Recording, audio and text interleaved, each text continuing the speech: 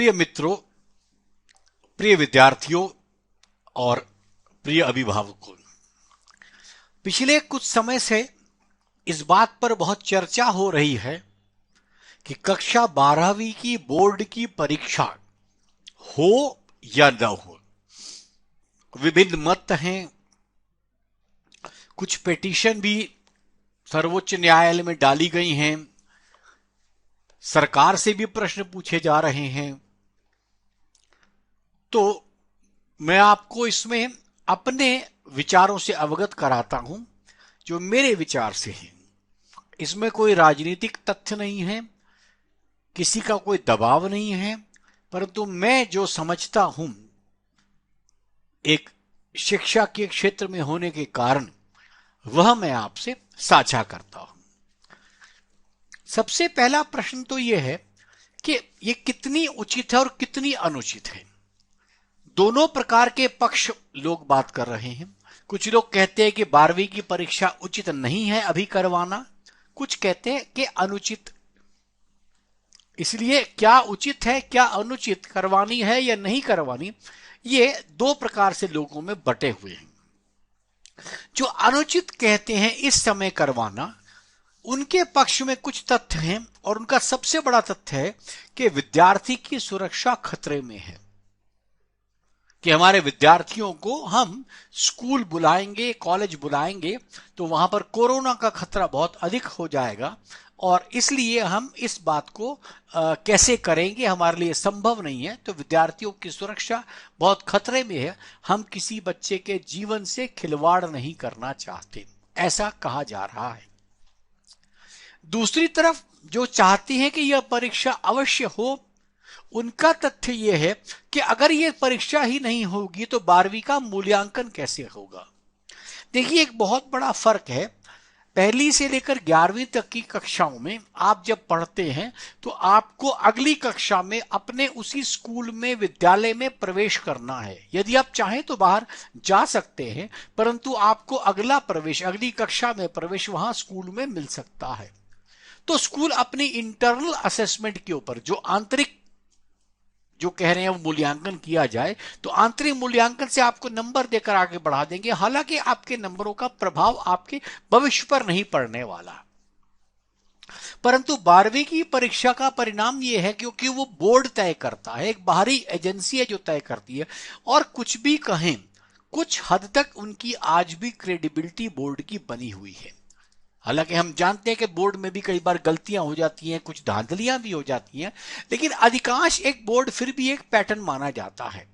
Board 100% सुरक्षित pattern नहीं है, क्योंकि यदि बोर्ड 100% सुरक्षित होता तो ये जेईई की परीक्षाएं या नीट की परीक्षाएं या विभिन्न कॉलेजों की एंट्रेंस एग्जाम आपके सामने नहीं होते। तो इस वजह से बोर्ड भी पूरी तरह अपनी उसकी जो क्रेडिबिलिटी नहीं बनी हुई है, पर फिर भी बहुतों से बेहतर है। इस वजह से हम ये मानते हैं कि बहुत जगहों पर बच्चों का एडमिशन इस पर होता है।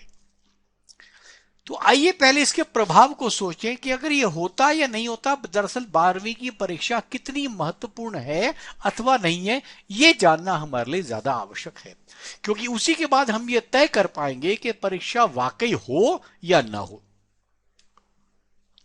आइए सबसे पहले हम ये समझते हैं कि लगभग 1,40,00,000 भारत में 12वीं के विद्यार्थी हैं। भारत की जनसंख्या का 1% ये भारत के विद्यार्थी हैं। भारत में 140 करोड़ के आसपास की जनसंख्या है, तो भारत का 1% ये विद्यार्थी है। परंतु अब ये समझिए, इसमें से लगभग 8-10-12 लाख सीबीएसई के ही होते हैं। अलग अलग विभिन्न बोर्ड है, प्रादेशिक बोर्ड है, लेकिन ये सब के सब जो प्रादेशिक बोर्ड भी हैं, भले ही वहां विद्यार्थी अधिक हैं या कम हैं, वो सब एक सीबीएसई को, एक क्योंकि सीबीएसई जो है, केंद्रीय माध्यमिक शिक्षा परिषद जो है, वो सीधा शिक्षा मंत्रालय से जुड़ा हुआ है, तो उसको एक स्टैंडर्ड मानकर चलते हैं।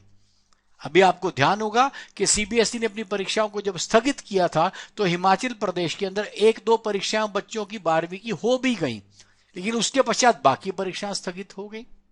तो इस तरीके से सब सीबीएसई के मानक पर चलते हैं। सीबीएसई एक राष्ट्रीय मानक मान लिया गया है, तो उस लिहाज से सबने उसके ऊपर चलना है। अब इस 1.40 करोड़ विद्यार्थियों में लगभग 20 से 25 लाख बच्चे ऐसे हैं जो आगे नहीं पढ़ते, जिसको आप ड्रॉप आउट कह लीजिए, जो 12वीं कर लिया, बहुत कर लिया, उसके बाद चाहे कोई भी आर्थिक कारण हो या कोई और मानसिक कारण हो, बच्चा उसके बाद बाहर नहीं जाता। तो 20 लाख से 25 लाख लोग आगे अभी नहीं पढ़ाई करते। तो इनके लिए मूल्यांकन का अर्थ एक वो होगा जो इनको सिर्फ एक 12वीं का सर्टिफिकेट देकर बाहर जा सकते हैं, लेकिन उसके बाद यदि उनको कोई नौकरी करनी है, यदि कुछ और काम करना है, तो उसके ऊपर उनके अंकों की आवश्यकता होगी। और पूरे समय में यदि ये मान लिया जाएगा कि आपके मूल्यांकन आंतरिक है, तो उसकी वैल्यूएशन नहीं होने वाली। तो इनके लिए आवश्यक है 20 से 25 लाख लोगों के लिए। अब लगभग 10 लाख बच्चे इंजीनियरिंग में जाते हैं। तो जो इंजीनियरिंग में जाते हैं उनको अपना अधिकतर एक अलग से पेपर देना पड़ता है, जो एनटीए द्वारा संपादित है, जेई का पेपर है।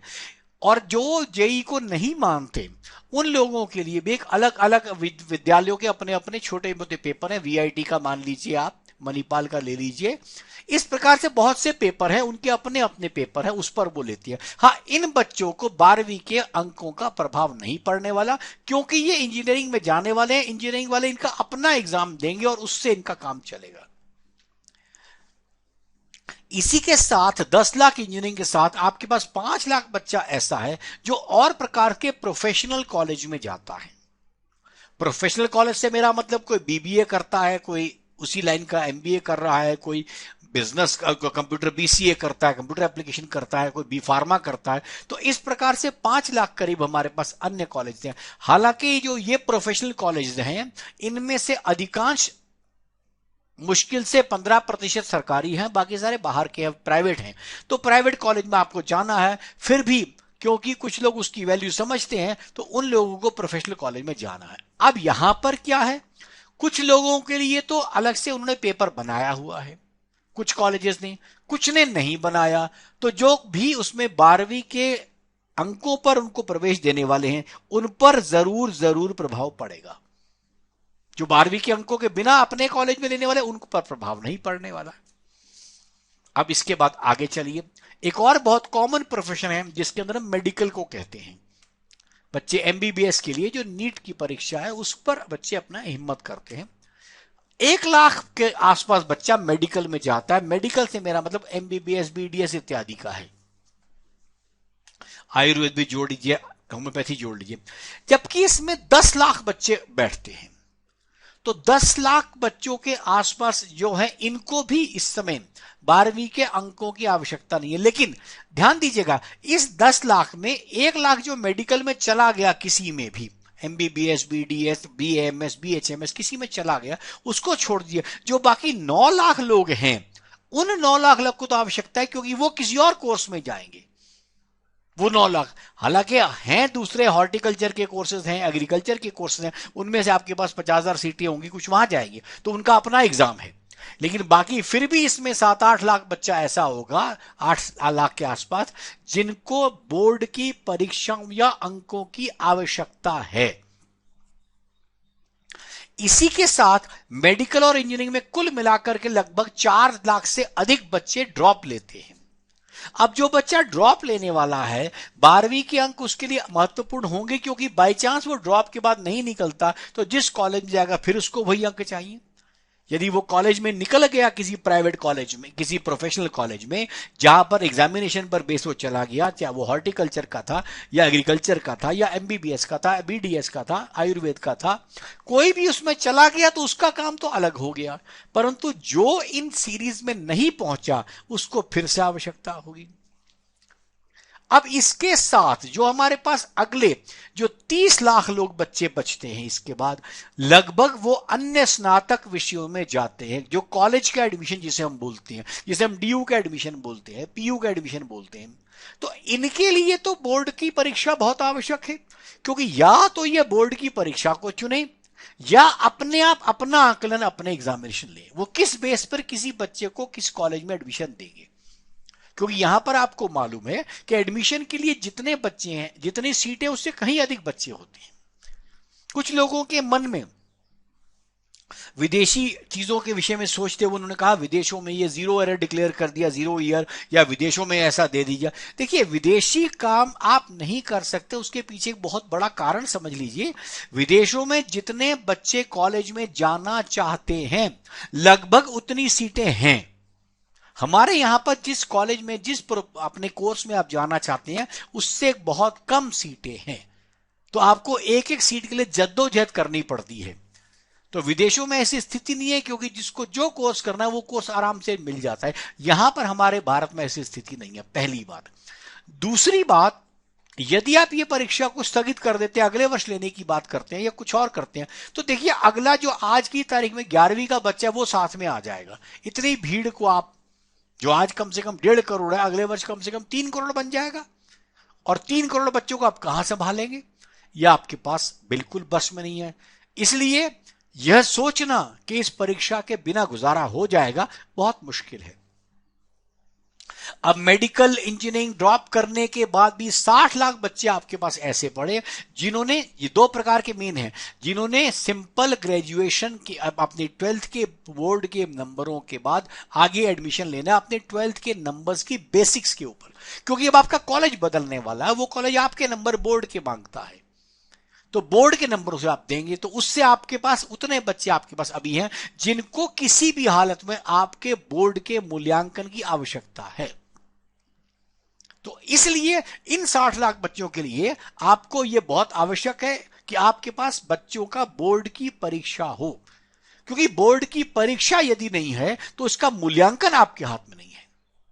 आइए एक बात को और समझते हैं। आप उन बातों को लेते हैं जो भारत में इस कोरोना के कारण इस बात को बहुत कह रहे हैं।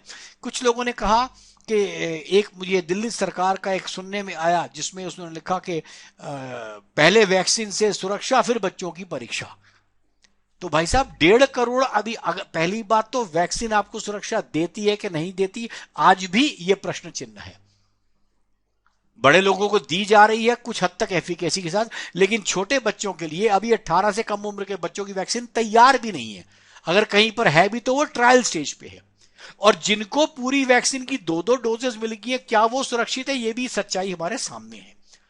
तो वैक्सीन से सुरक्षा में अगर आप बच्चों को वैक्सीन देना भी चाहते हैं तो समझ लीजिए 1.5 करोड़ बच्चे और 1.5 करोड़ टीचर, 3 करोड़ लोगों को अभी आपको वैक्सीन लगवानी है। रोज की आपकी वैक्सीन लगती है 15 लाख।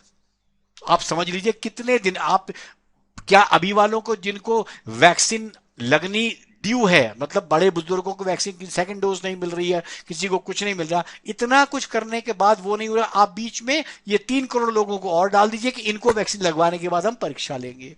तो क्या ये इतनी वैक्सीन लगाना इतना आसान है? इतना छोटा काम रहेगा आपके लिए? अब जरा हम कोरोना को भी जरा समझ लेते हैं।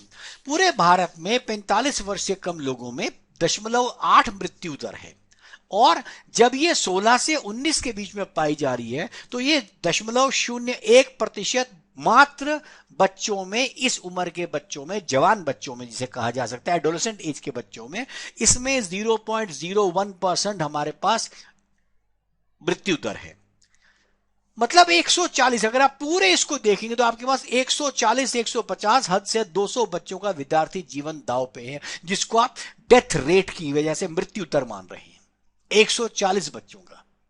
और दूसरी तरफ आपको एक सच्चाई और बताऊं कि इस देश में 9000 विद्यार्थी प्रतिवर्ष आत्महत्या करते हैं। क्या कर दिया आपने? आत्महत्या तो एग्जाम के रिजल्ट के बाद बच्चा करता है, ये आपने कोटा में भी देखा, हर जगह देखा। तो क्या हम वो कोटा के एजुकेशनल इंस्टीट्यूट बंद कर दें कि जेई बंद कर दें? इतने बच्चों की आत्महत्या के बाद हम एग्जाम बंद नहीं कर सकते। तो आप समझिए इस बात को कि इसके अतिरिक्त हमारे पास कोई भी चारा नहीं है, एग्जाम लेना हमारे लिए बहुत आवश्यक है। और इतना कोरोना से घबराने की जरूरत नहीं है।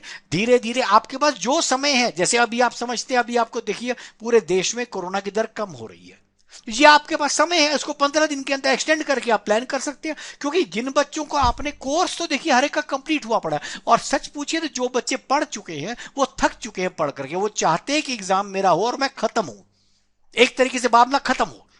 तो वो अधिक इंतजार भी नहीं करना चाहते। तो उनको आपको कम से कम चाहिए, आप लिमिट ले लें, 15 दिन ले लें, 20 दिन ले लें, उसके बाद हम इस काम को कर सकते हैं, तो आपको वो करवा देना चाहिए।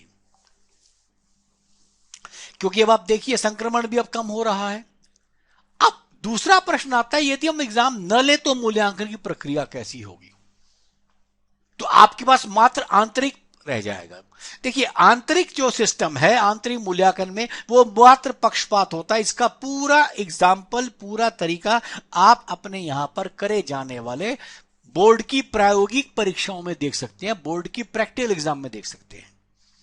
किसी बच्चे को 26 से कम अंक नहीं प्राप्त होते, भले वो 70 में से 5 नंबर ले, क्योंकि हर विद्यालय चाहता है मेरे बच्चे का अंक अच्छे हों और अच्छे हों और अच्छे हों। मैं आपको एक छोटे से उदाहरण से बता करके ये अपनी वाणी को समाप्त करूंगा, फिर अगले वीडियो में मैं चर्चा करूंगा एग्जाम कैसे आसानी से लिया जा सकता है।